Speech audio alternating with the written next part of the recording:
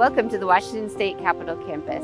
This campus is one of the most extensive and intact Olmsted-designed Capitol landscapes in the nation. In all, there are 11 state capitals with Olmsted landscape plans, as well as the United States Capitol in Washington, D.C. Sited on a bluff overlooking the city of Olympia, the Deschutes River Valley, Puget Sound, and the Olympic Mountains, the historic West Capitol campus has been at a crossroads of commerce and transportation going back to pre-contact days when Native Americans frequented the area. After statehood in 1889, Olympia was selected as the seat of government for the state, and the bluff site was acquired, providing a quintessential Northwest landscape setting overlooking mountains and water and ringed by native forest. John Charles Olmsted of the Olmsted Brothers landscape architecture firm visited the site in 1911 to prepare a master plan for the then 20-acre Capitol grounds. In his report accompanying the plan, he recognized the importance of, quote, a fine symmetrical view of the Capitol and its group of buildings, unquote.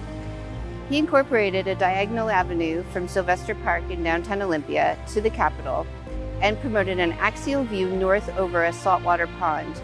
This would later be Capitol Lake and is now being restored as the Deschutes Estuary.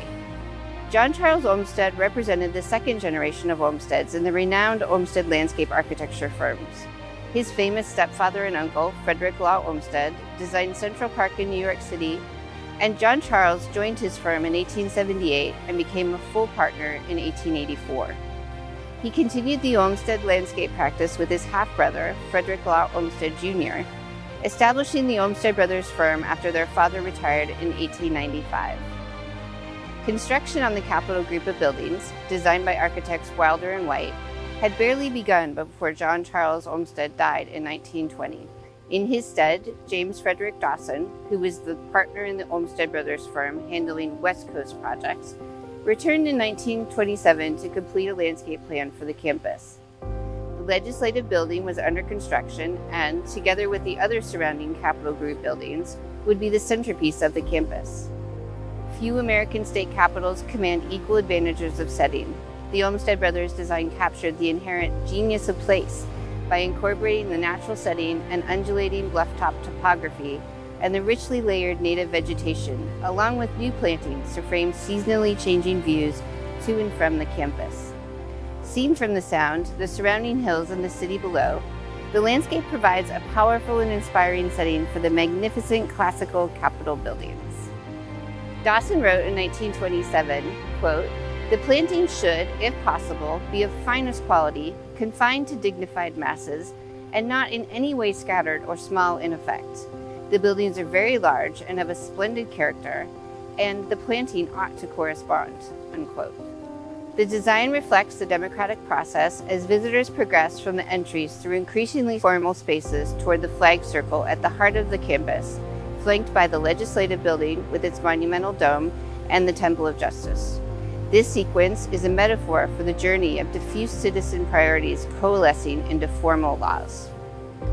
The diagonal entry roads provide a welcoming connection to the community through the rhythm and canopy of the street trees. Although the existing trees on the campus are only 1/3 of what was originally called for in the Olmsted Plan, a renewed commitment to tree planting consistent with the Historic Landscape Preservation Plan will increasingly fulfill that historic intent. Some remnants of the early native forest still remain on the Capitol grounds, including a tall Douglas fir that has been preserved adjacent to the rebuilt new house building.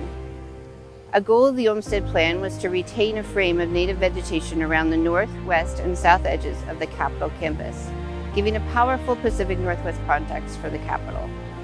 The informal sweep of lawn and trees on the east part of the grounds was intended to provide a semi-open, park-like foreground for the Capitol group of buildings. It incorporates layered vegetation and lawns framed by groves and punctuated by specimen trees spaced to reach their full height and spread. This landscape type, known as a greensward, is a signature of Olmsted firm designs. The areas of formal landscape are intended to reinforce the symmetry of the Capitol group of buildings and the dignity of the buildings themselves. Balanced, symmetrical arrangements of trees, shrubs, and ground covers are found in the tree alleys, foundation plantings, and in the sunken garden, which was uniquely intended to display colorful flowers. The dual visions of Olmsted Brothers and Wilder and White have given us an integrated legacy of the architectural heritage of democracy drawn from ancient Greece and the United States, artfully embraced in a landscape setting that showcases Washington State and its extraordinary resources. With this introduction to the history and design that has shaped this landscape, we hope you enjoy exploring our beautiful Washington State Capitol campus.